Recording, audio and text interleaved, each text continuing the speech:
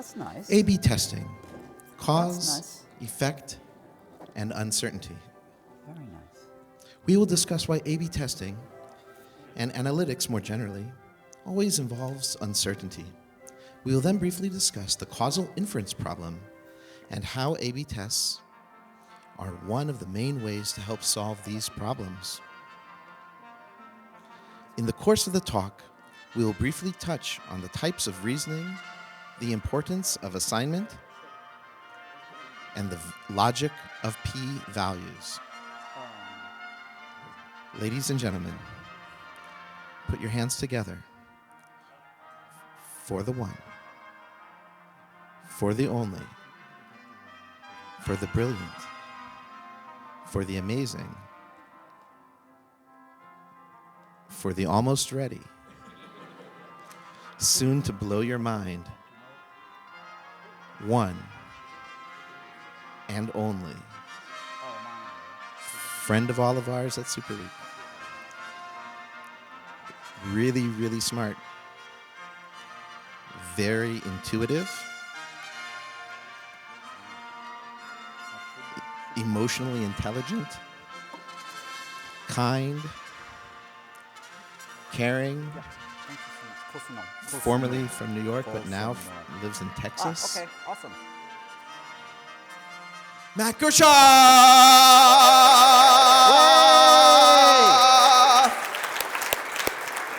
This is awesome. We did it. It only took 2 years, and we're here in Hungary, in Budapest. I feel really grateful to be here. Jet lagged, but super grateful. So I have a confession to make. The talk isn't going to be, there's a little bit of bait and switch that's happened, so the talk isn't going to be exactly what I wrote out. We're going to talk about some similar ideas, but I decided not to touch on p-values. That's boring. We can talk about that afterwards, though, so if anyone wants to talk about it. I have the stuff, but I just thought it was going to be too confusing. So, title has changed. It's Uncertainty in Learning. And we just heard an awesome talk right before me, and that was really about how one goes about maybe instantiating or implementing a learning process through experimentation, sort of like the technical as well as the organizational challenges of it. And I found that, so I'm from Conductrics, and we also do A/B testing and predictive targeting, as well as some voice. Yay, that's it, bring it. We're also a sponsor.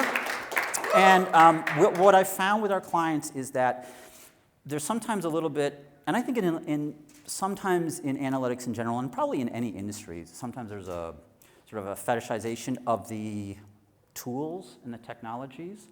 And I think while it's extremely important to understand the technologies and, of course, the organizational structures that they live in and sort of the interaction, the cogs, as you will, that's a great metaphor.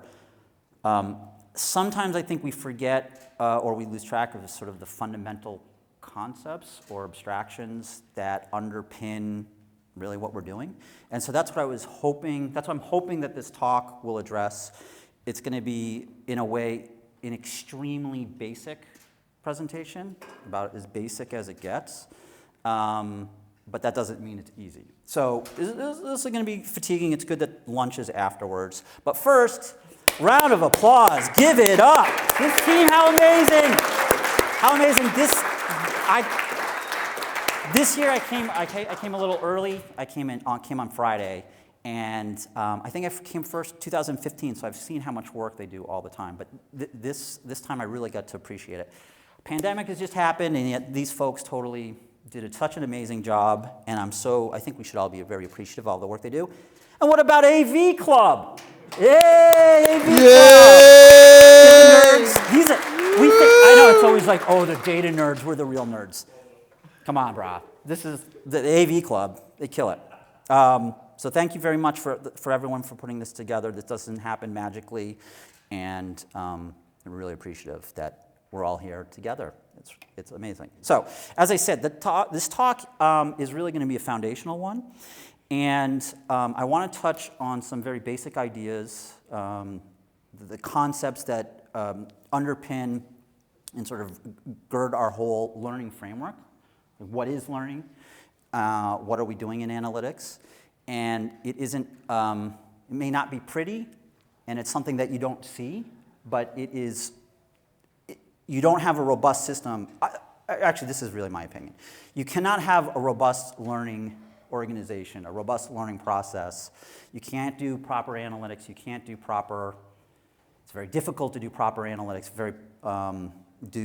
properly do experimentation without understanding stuff. It's just, that's my belief. And I create software. So I create software tools, and I'm in the belief that the software is really secondary to the understanding of the people using it. So it's not magic, and unless you know this stuff, I think it just makes everything very difficult. There's just a lot of pain. So you're going to experience, unfortunately, this will be a little bit painful, in part my fault, but also in part because it's of the topic, but I think it will have, hopefully it'll have long-term benefits. So, but first, who wants to play turkey or pepperoni? Anyone? Somebody, come on, someone play. You want to play turkey and pepperoni? So are you team turkey or team pepperoni? Turkey. Turkey. Anyone might be team pepperoni? Just say yes. Who? Sure. Raise your hand. You're okay. Fine. Jeez, it's so difficult. God. Okay. So, how am I going to know what Franklin prefers? Like, there's some truth in the world about Franklin's preferences. I don't know them, and so I'm going to need to interact with the world in some way to sort of infer what his preferences are. I don't know. There's no like book for me to open. I can't look behind the curtain and know what he prefers. He's a dog. But I can engage in the environment. I can engage in the world in such a way that I might be able to infer it. So. Hey, Tom. Come on.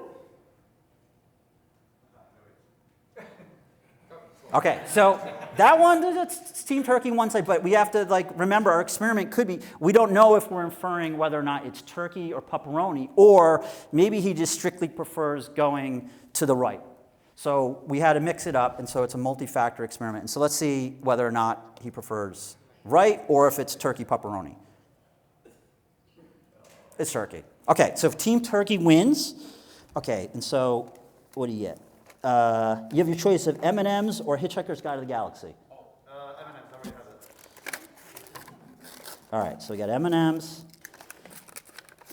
and M&M's. Thank you. You know what? I'm a big believer. Everyone gets a prize. Forget those Scrooges and all that. So everyone should get a prize. Okay, so so we did a little bit of learning there, and I think the whole idea about the whole point of the talk is ways of learning. Let's see if I can get through here. Okay, now this actually is the most important part of the presentation, I think. Even though it doesn't seem it. So here, this blue dot, everyone can see the blue dot in here? This is the truth, okay? So this is the world, and there is some truth about the world, some underlying truth, right? But we don't know it. So the way the world works is the truth is hidden from us. And then actually, the talk before talked about frequentist and Bayesian. This actually invokes sort of frequentist ideas about the statistics of the world, that there is actually a truth out there, and then we're just trying to infer what the truth is. So this is what we get to, like if we were to look up what the real truth is, we don't see anything. We don't know what the truth is. So like with Franklin, we have to interact with the world to try to infer it. But notice we don't have that blue dot. We don't have the truth. And in fact, it's impossible for us, through the tools that we have, through what we all do, we can never get the truth. What we actually get is this kind of like this blurred pattern, the best we can do. And you notice what we have is sort of, there's like this range, almost like a precision. So it's almost a smudge. What we get is a smudge, and we can say, the types of statements that we can say, as opposed to here's the truth and we point to it directly, the types of statements that we're able to say through our learning process in analytics is that we have this smudge, we have a bound, we believe that the truth is bounded within here. We don't know where, but underneath this smudge, the truth is somewhere in here. I don't know where. And I can't say even, there's two levels of uncertainty here. It's not only do I not know exactly where the truth is, and I'm bounding it, but also I can only make this statement with probability, okay? That's an important part. So there's sort of these two things that we have to think about. We're sort of probably approximately correct. There's an approximation, which is the smudge, and we can only make that approximation with a probability.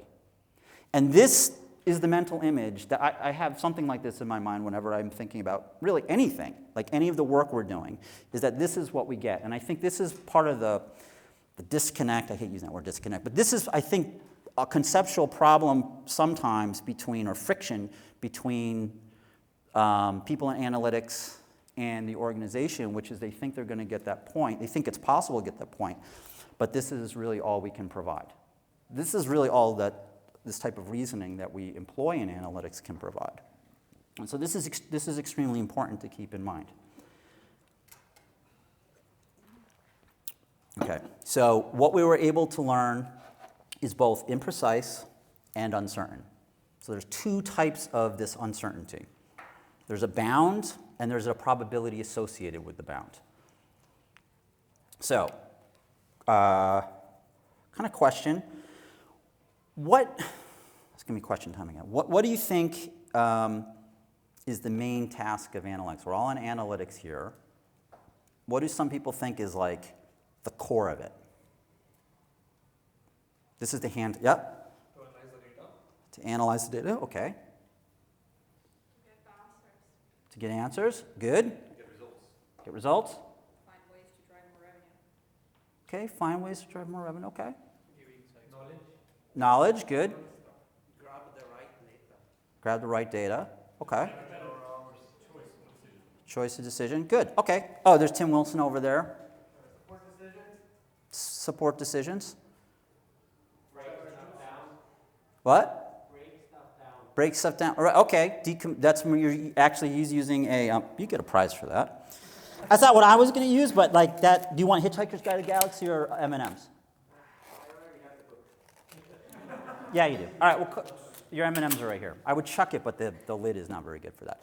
Okay, but since those were all good answers, yeah, were they all good? No, they were all good. But I would say it's my talk, so it's going to be my definition. And so.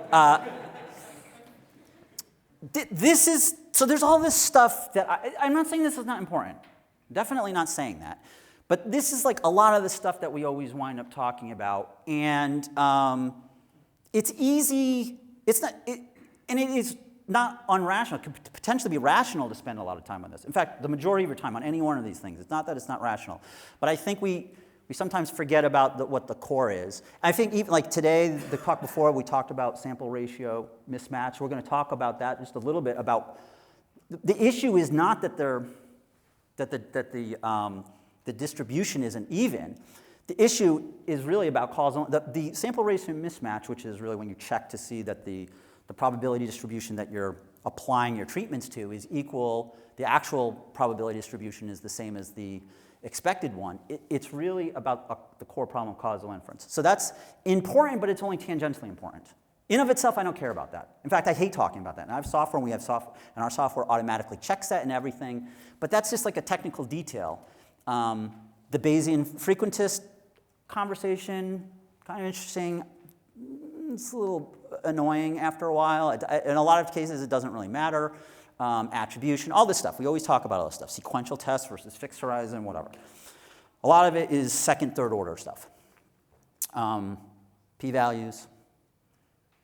Talk to me afterwards. Like I can explain p-values to you, hopefully, but I don't want to talk about it in the talk. So what is the main... Let's see, I'm doing this wrong. What?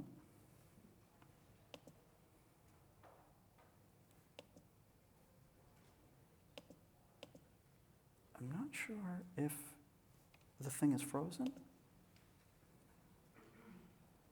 Speaking of the technical gods have.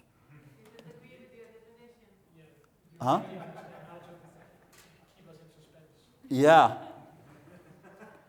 But I might need a technical, okay, so while the technical support is going to come and take a look at my machine, what is going to happen here in the core, like the very kernel of the enterprise, why we're here, is inference. So I would argue, I am arguing, that the main purpose of analytics is to perform inference, okay? That's what we're doing. That's the whole point of it. It isn't to collect data. It isn't to tag stuff. It isn't to do p-values. It's for inference. What do you think? I think it might work. Oh, okay. Well, it might work. Let's just see if the gods of LED panels Okay. agree with us. So, what is inference? Anyone have a? Okay. The reason for something? Inference? It's only the reason why we're doing analytics. Inference? Anybody? Okay. Explain. Good. Good. Ooh. Hitchhikers or M&Ms? Sweet. Okay. Come after. Come after. I think we lost. Maybe it's the connect. That's not my connector. Okay, so inference, it's conclusions about the world based on evidence and reasoning. So that's what we're trying to do. We're trying to learn whether Franklin likes turkey or pepperoni. It's the whole point of it. Okay, but we're going to talk about reasoning. But this is what we're going to talk about. We're talking about uncertainty in learning, and these are the things we're going to talk about today. We're going to talk about ways of reasoning, why we use statistics in the first place. We're going to talk about descriptive statistics versus inferential statistics. We're going to review in detail variance. I think that's important. A lot of you, everyone has probably seen that before, but I at least want to go through that quickly because I found, in my experience, people forget what this really is, and I think it's useful to see it worked out. We're going to talk about the goodness of doing random sampling and how extremely important that is for both statistical inference as well as for causal inference.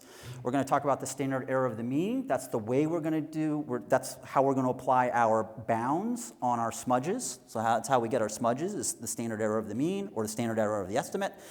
Uncertainty in sample size, so how we can kind of control it, the cost, sort of that's the marginal cost of certainty. And then we'll briefly talk about causal inference. Fair? Good.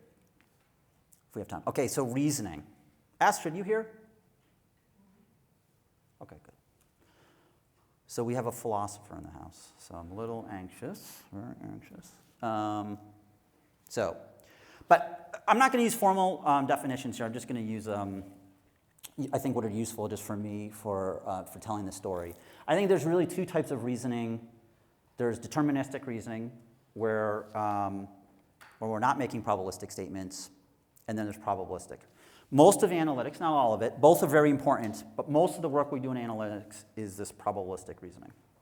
So, propositional calculus is the type of logic, first-order logic that we do. We make proof statements, entailment, all of that, where we have a statement, and then we determine whether or not it's true or not. And we can actually assign truth or falsity to a statement. So it's deterministic. And we do stuff like this in analytics and work anyway.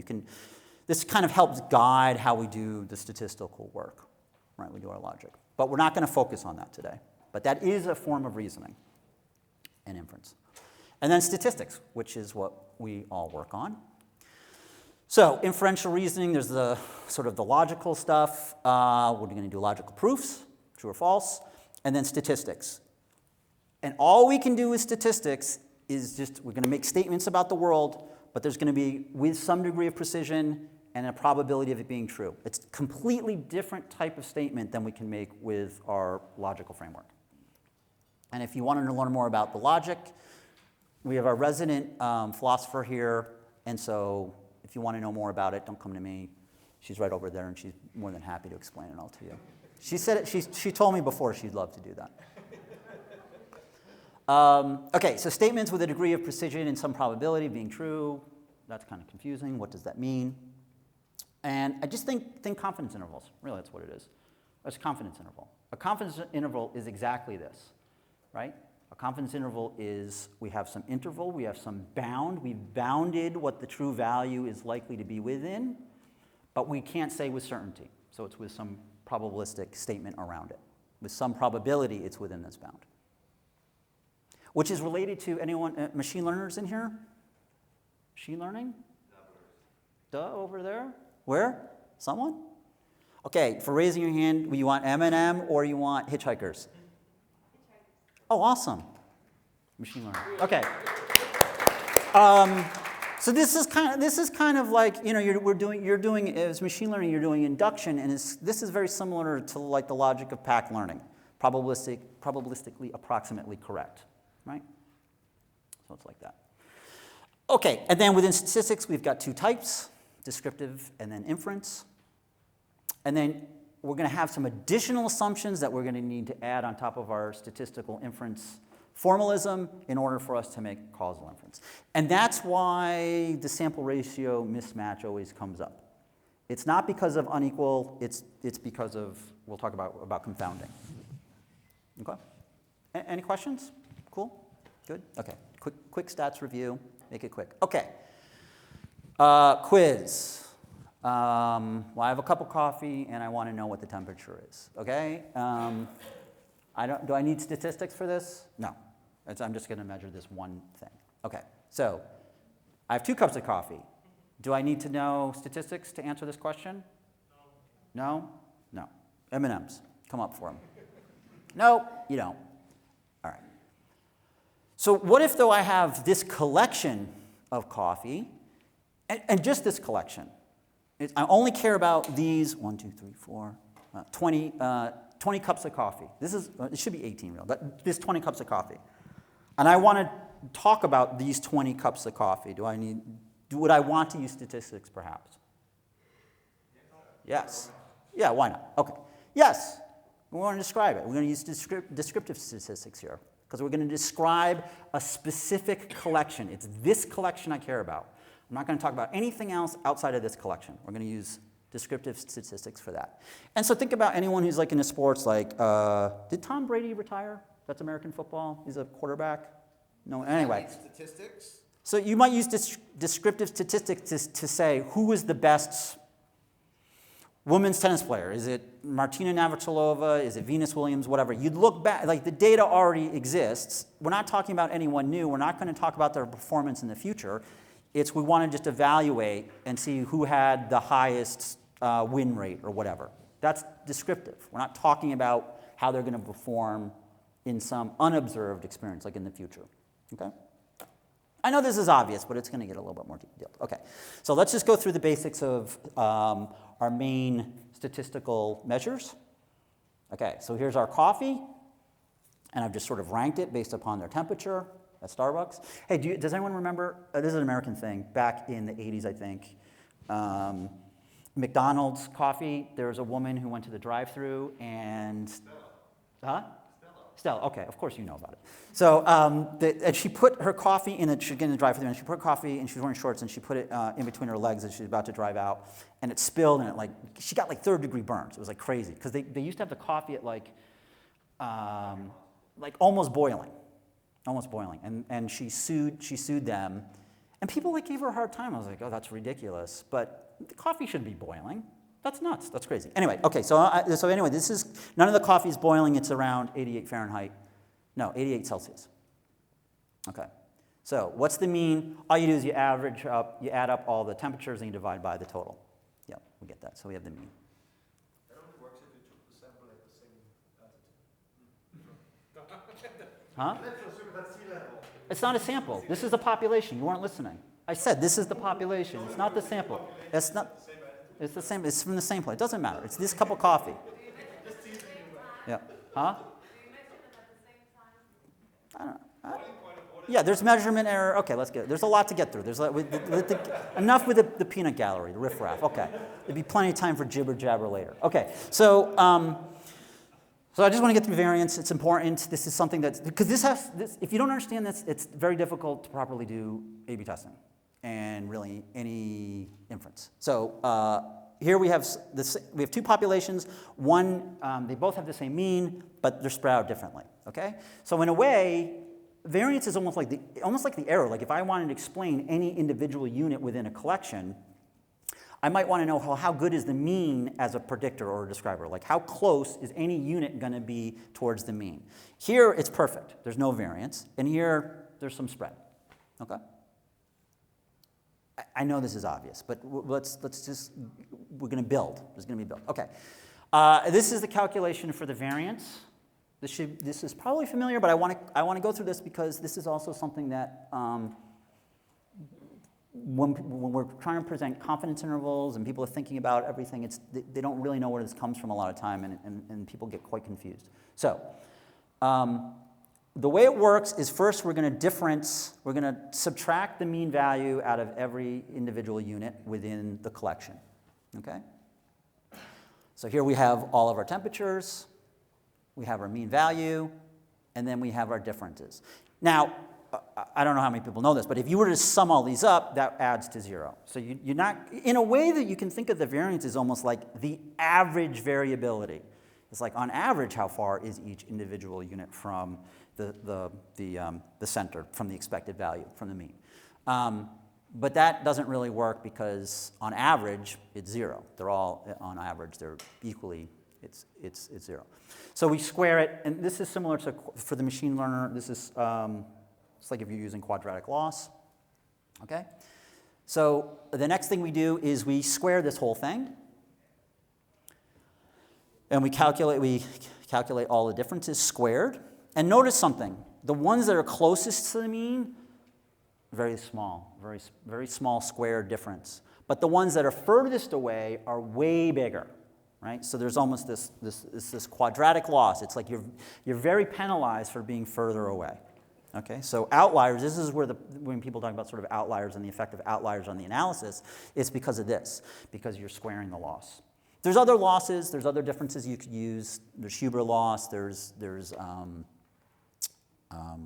I can't think of the words, hinge loss, whatever, but this is sort of the most common one. And this is sort of related to the Pythagoras theorem. It's sort of about a distance function. Okay. Sum of squares. Anyone who here has heard of sum of squares? Really? Okay. So this, like, sum of squares is like super important. So this will be good. So now you'll have the vocabulary for sum of squares. All we do is we sum up the squares, the sum of squares. So in our case, it's 476. So we go from 1 to 18, and we take all the square differences, and we calculate. That's the sum of squares. And that's almost like the loss of, like, if you're using any regression, right? Or if you're using regression or ANOVA, anyone familiar with analysis of variance, where you're decomposing the variance, and you're trying to see whether or not different treatments, so let's say you're doing A/B testing, but you're doing multivariate testing, and you have multiple factors, and you wanted to know whether or not you're doing some preliminary research, and it's like, hey, I don't know, should we be spending time on offers, or should we be spending time on prices? Like, which explains more of the amount of behavior that is explained by what we're doing? What share of it is due to prices, and what share of it is due to the offers? And that's where you would calculate separate sums of squares, and then you would see what the impact, how much of the variance is explained by each one of those treatments. So this is really what, when you're doing least squares, ordinary least squares, we're minimizing the sum of squares. So that's important to know. And then we just divide by the number of observations. So you can see it kind of looks like, kind of like an average. Right? We're dividing by the total number of units, and then we have this thing on the top. We're summing something on the top. Okay, so our variance is 26.4 Celsius squared, but that's not really meaningful for us, so we want to get it back into Celsius. So we take the square root of that, that's the standard deviation, so that'll get us back into temperature. And then we get 5.14, okay? So our standard deviation is 5.14 degrees. So now we can talk about our collection of coffee. The center of it is 88 degrees. The standard deviation is 5.14 degrees. And then we want to know what usually we want to know what its shape is, because then if we know the shape of the distribution, like what the probability distribution is, and the probability distribution is a function that maps our observations to probabilities. So it sums, if you sum over the entire function, over all of the observations or all of the elements in the set, it sums to 1, and any individual observation is going to be between 0 and 1, right? That's the probability function. Anyway, there's different shapes, and so depending upon the shape, you've got skewed, you've got the normal distribution, they'll have different properties on how much probability mass is over different parts of the distribution. But what if we don't know the distribution? I don't really know what that distribution is. Okay, I can't make, usually, and we're going to get to it why we always assume normal, but here, it's not a sample. And I'm not talking about a sampling distribution, I'm just talking about this distribution. I don't really, kind of normalish, but skewed, maybe right skewed, I don't know what the distribution is. So here's a little trick. Maybe you don't, and who here listens to the Analytics Power Hour podcast? Okay, so there was a quiz on this. They got it wrong. There was a quiz on this about Chebyshevs. And it turns out that regardless of the distribution, you don't need to know what the distribution is. This probability statement holds. And when you see something like this, think this. These are the types of statements that we're able to make with statistical inference. Is this. This is the picture. And so what we're saying is, what's the probability that any x, any coffee cup, is away from the mean, okay, by this amount, by this number of standard deviations away? And Chebyshev says it's the number of standard deviations squared. You can use this whenever you want. There's no assumptions required. So if someone says, well, you don't know if it's normally distributed or what's the distribution, it doesn't matter. This bound will hold, okay? Always, as long as the standard deviation is finite. You have finite variance. Okay, so the probability that x is more than k standard deviations is not more than 1 over k squared. And what that means with our coffee data is that the probability that coffee cup is away from 88 degrees is no more than 2 times 5.4, which is the standard deviation, 1 over 2 squared, which is 1 over 4, it's 25%. So this is our precision that I was talking about. This is the bound. So how far is x likely to be away from 88? More than this amount, this precision amount. This is the one level of uncertainty we have in all of our statements, and this is the second. So we have 75% probability that it'll be within this range. Okay? And that's Chebyshev's. But the thing is, it's conservative. You don't know anything about it, and so you can't impose additional constraints. And it's very conservative. So it's way wider. It means that in our smudge is huge. It can be useful, but a lot of times it may not be useful. Because really, when I look empirically at the data, almost 95% of them are within that range, within 2 standard deviations, which sounds a little bit like maybe like a normal distribution. And the question is, can we do better with our bounds? The whole point of the whole point of inference is really, even though we're doing descriptive statistics right now, is to try to shrink our bounds. We want to make our statements more precise. So yeah, if we do know the distribution, so if we can apply the distribution, if we use the normal distribution, if it was normally distributed, then 95% of our coffee cups would be within that same range. Okay? So we have more precision. And so our interval, we could say with 95% confidence, this interval would cover the true mean. That clear? Because this is behind everything we do. Okay. So let's talk about inference, where we want to make statements about populations that we can't observe every element. Okay. So let's say I want to ask, rather than about the average temperature of this set of coffee, what is the average temperature of this store? Like what's the average, if I go to this particular Starbucks or Costa Coffee or whatever it is, your favorite coffee shop, what's the average temperature? I like hot coffee. So that's inferential, because we can't take the temperature of all the cups of coffee that the store can make. Okay. So here we're going to talk about sampling. So we're going to collect a sample, and then we're going to look at that sample, and then we're going to make statements about the world based upon the sample. And this is the main work this statistical inference is the main work that we do in analytics. So we're going to be now adding an additional source of uncertainty, though, because we're taking a random sample, and each random sample will, unless there's no deviation within the population, each random sample will look different. So there's going to be, we're adding noise, we're adding randomness to our data. So each sample will look differently. So we have to account for that. Okay. A key assumption about all of this is the IID assumption. Who's heard of IID before? Couple? I mean, all of our work is predicated on this, so it's good to know. Identically distributed. Okay, so this is about like seasonality in a way. Like it's like saying if I took a sample, like what Astrid was teasing me about, like or the altitude or whatever. It's like saying it really comes from the same distribution. The distribution doesn't change, right? So where we might have different buying patterns that changed with the season, that's not going to be identically distributed, right? So we want stationary data. This is similar like the data is stationary. It's not changing over time. Which makes sense because it's like, hey, I took a sample today, and then I want to apply it in a year from now, and if everything is sort of changed, it's not going to be very informative. And then independent. Each of the coffee cups is not dependent upon the other one. So the temperature of this cup of coffee isn't dependent upon what the other temperature was.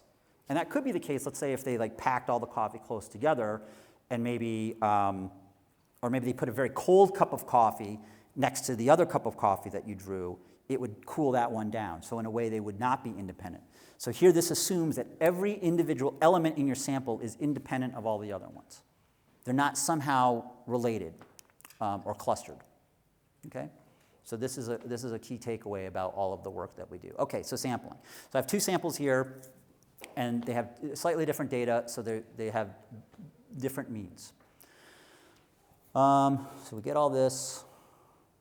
So here are the three key facts about sampling that we base a lot of our work on. So if you I take different samples of coffee from the store. Like I live in the multiverse, and I take each version of me goes in and takes a sample, okay? If we averaged over all of those samples, it would converge to the true population mean, that truth, that thing that we don't know. The average of all of our samples converges to the true population mean, okay? And that's one reason why we can use sampling. Two, the sample mean, so again, if you think about the multiverse, and we take all of our samples, and we calculate a different mean for each sample, infinite number of samples, all of those samples, if we were to put them in line and we were to look at the distribution of them, those are going to converge to the normal distribution. And we want it to be normally distributed, because then we can apply the properties of the normal distribution when we're calculating our bounds. So it's the sampling means that are normally distributed. The population isn't. So when we're talking about A/B testing, I don't know what the population is of the buying behavior, right? Oh, it's binary data or it's whatever. If the data, it's the mean, right? When we're calculating the difference in means between the treatments, it's those means that are normally distributed in the limit. And that's why we're able to use this. We're able to use like the t-distribution or the normal distribution when we're doing our hypothesis testing. So yeah, so when we're doing this whole sampling distribution, why you've never heard of you probably haven't heard of Chebyshev, because we don't need to use it, because we know we can just appeal to the normal distribution and we'll get better results.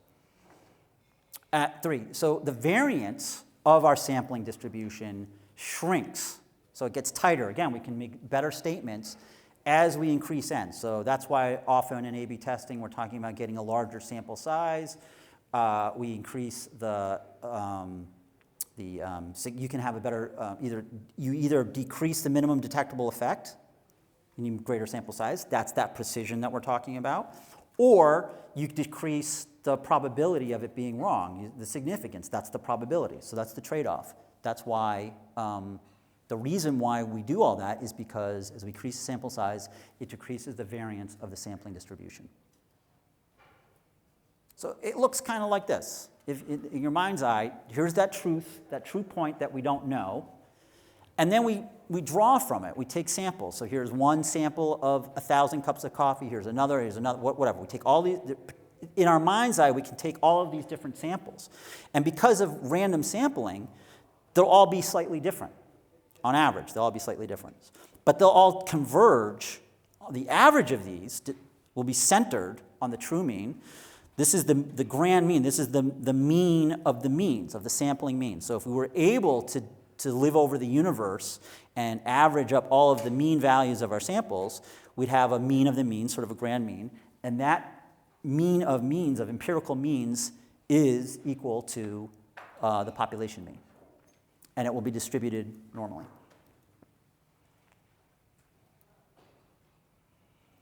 And as we see, if we take smaller samples, even though we have sort of infinite samples, if the infinite samples of size 50, we'll have a wider distribution.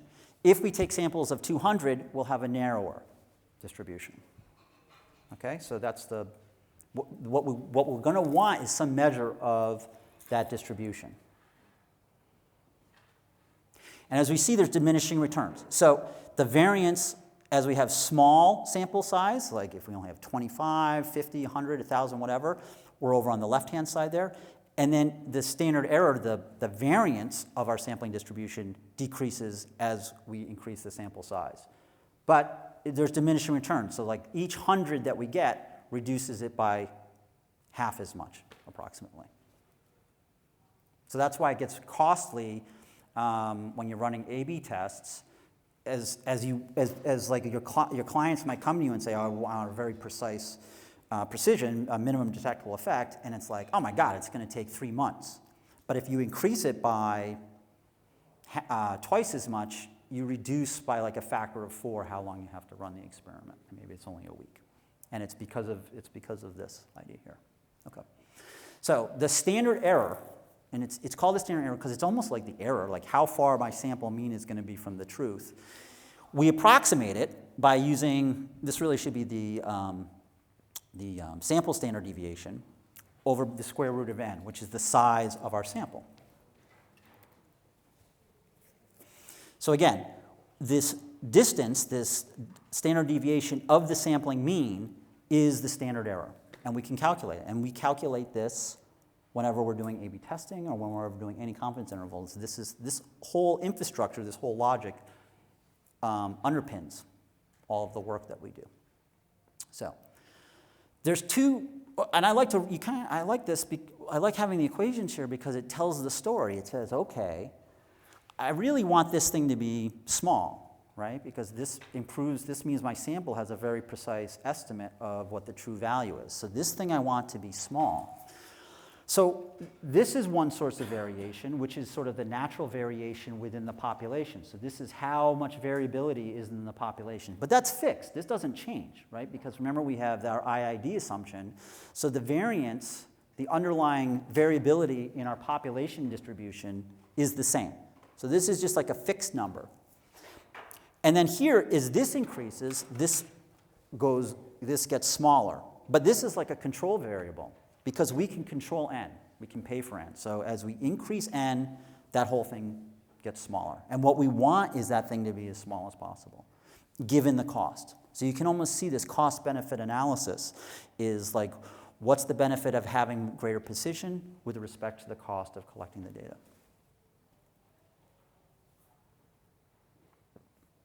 So with our coffee data, we just plug in.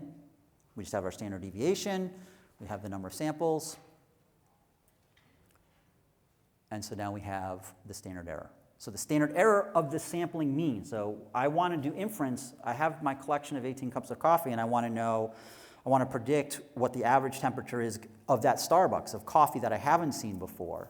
So I'm going to use this estimate here to make my guesses about what the temperature is of Starbucks.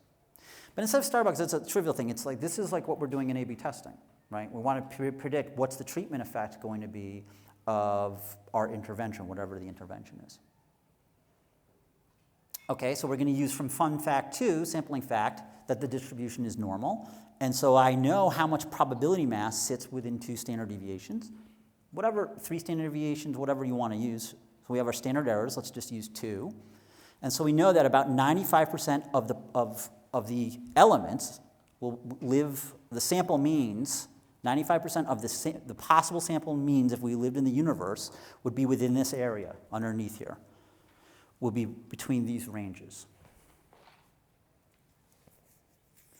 So we have our confidence interval here, right? So at 95% confidence, our smudge, probability that this smudge that we put down, which is between this range here, will cover the true value, the true population mean. So we can just quickly calculate it.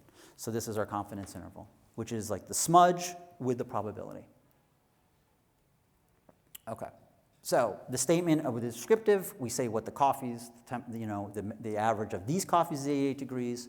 But with inference, we're saying, I believe I'm going to make a statement about the world, about this particular coffee shop, that the range of temperature, the average temperature of coffee is between this range, between 85.5 and 90.5, with 95% confidence. Just reiterating the bound and probability. Okay, so causal inference. We're going to add an additional assumption. We need to add an additional assumption on top of our statistical inference in order to do causal inference. And causal inference is where we want to make an intervention in the world, and then we want to see how the world changes. So as opposed to us just observing the world and trying to infer the truth, here we're going to perturb the world. We're going to poke at it, and then we want to see how the world responds. Okay? So maybe it's like a vaccine, and whether the vaccine improves, reduces hospitalization, whether or not adding gates, the gates for shipping, whether or not adding gates actually improves the conversion rate or whatever the measure is. We want to be able to infer that. So we need to add some additional constraints to the problem. Okay, so statistical inference, we want to draw conclusions, reliable conclusions about the population from a sample. Causal inference, we want to draw conclusions about what would happen to the world in some way if we intervened. Okay, the main reason we can't just use statistical inference is this idea of confounding. Is anyone familiar with confounding? Yeah. So this is the main thing. This is the entire thing. The reason why we run experiments is to deal with this. That's why we run A/B tests, is this issue of confounding, and it's fundamental issue. And the problem is that if we just get our observed data, we were not in control of assignment. So a main takeaway is that the key issue in A/B testing, the main idea in A/B testing is not p-values, it's not Bayesian approaches, it's not frequentist, it's none of that stuff. It's not even the interval stuff. It's about assignment. The main thing in A/B testing, the thing that, the foundation of it is that we do the assignment. We're in control of who gets what. And at the very moment that the user gets to decide in any way on how they've been assigned, you have the potential for confounding. And this is exactly why you want to check for the sample ratio mismatch. Because if there's some sort of technical error and people are getting allocated to treatment and control in some way that you are not controlling, you're implicitly letting the user make the decision, be part of the decision. And then their behavior gets confounded, gets mixed up with our observed results. Okay, so that's the key. Oh, I was going to ask a quiz. So here's a quiz. What do we think? Who thinks the main, I kind of already said it, but who thinks the main thing is, what do we think the main answer is? Like You think B? I can see where you think that. Nope. I don't think it's B. Anyone else? C. Who said C? C. Come on up afterwards. Come on up for M&Ms or books, whatever. So it's C. The whole thing is we get everything from random assignment. Everything, it draws from that. C. Why? Because it blocks confounding. Without C, we have confounding, and so it's it's critical. It's absolutely critical. And it's critical to understand this. Okay. So here's kind of like a very simple causal graph. And we have our treatment here, which is whatever our intervention is, and then we want to measure the outcome. And if we're not thinking about confounding, and we might just take a naive analysis and think, oh, okay, this treatment worked, the vaccine worked, or the vaccine didn't work, or the gates worked, or they didn't work. But if we're not controlling for this thing, we don't know whether or not it had to do with the treatment or if it was the confounder. Okay? So we want to like block any other possible thing that might be affecting both the treatment and the outcome. Okay. So the vaccines maybe was like of interest recently. So let's say we have the confounder is age in this little scenario. And what if, this isn't the case, but what if both were true? Like we lived in a world where older people are more likely to be hospitalized. Yes, that's probably true anyway. But two, let's say they were risk adverse and they were less likely to take the vaccine. So they got to decide, they got to take part in which treatment they got, whether they got the vaccine or they didn't take the vaccine. And so what that would mean implicitly is that younger people who are less likely to be hospitalized would be more likely to have taken the vaccine, since older people are less likely. So the people who got the vaccine are also the younger people, and the people who didn't get the vaccine are also the older people. And so if we naively just took a look and saw about the efficacy of the vaccine, we might say, holy crap, the vaccine works awesome, because there's very little hospitalization in the vaccine group. And there's a ton of hospitalization in the non-vaccine group. But if the vaccine, let's say, was non-effective, we would see that same result, because everyone who got the vaccine is young, and so they're already less likely to be hospitalized. And that's the issue of confounding. If we let the subject decide their treatment, we have confounding. Anytime the subject, anytime you're not in complete control, let me take that back. One way to ensure that this doesn't happen is if you're in complete control. You have to be in complete control of the assignment. That's the main thing. It's none of this, Bayes factors or probability or any of that nonsense. It's assignment, assignment, assignment, assignment. That is the main driver of experimentation. We decide. I decide. You decide. They don't get to decide. They have no decision. They can't have any part of deciding what treatment they get. Because if they do, you introduce confounding. Okay. So confounding, I think, is to carry forward. But anyway, it's mixed. Just think mixed up. You've just got two things that just get tangled up, and you can't. I shouldn't say you can't. It's very difficult to detangle. There are ways to detangle if you can't run an experiment. Here are some of them. So one easy way, A/B testing is part of randomized controlled clinical trials. There's things, difference and difference. These are non-RCTs that you can do to try to break confounding. And then things like regression with instrumental variables. We won't go into that. But I want to be clear that there are ways of having natural experiments in which you kind of massage the data, or you can control in certain ways to break this confounding issue for causal inference. But the simplest one, or the one that is, I think of it like cooking. So like if you have like amazing produce. Isn't there a speaker here who's from Italy and he cooks? Yeah, there you go. I think he'll agree with me. If you go and it's like, oh my God, these lemons or whatever, all the produce is amazing. The fish is amazing or whatever it is, incredible. You're going to do very little with it. You don't have to touch it really. You just kind of put it together and then you serve it. Because it's the raw ingredients are almost perfect as is. So you want to touch it as little as possible. That's this.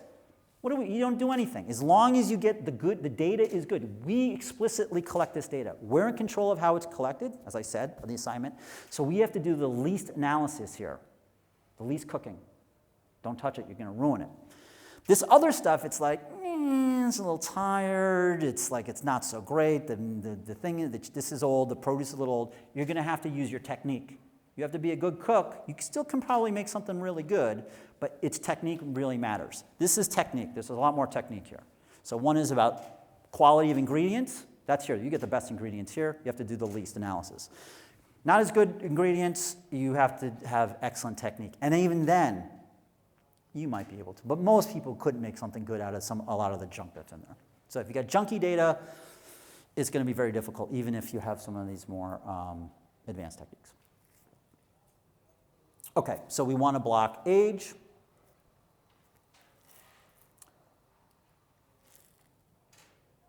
Oh, so that's the deal. So now, by blocking age,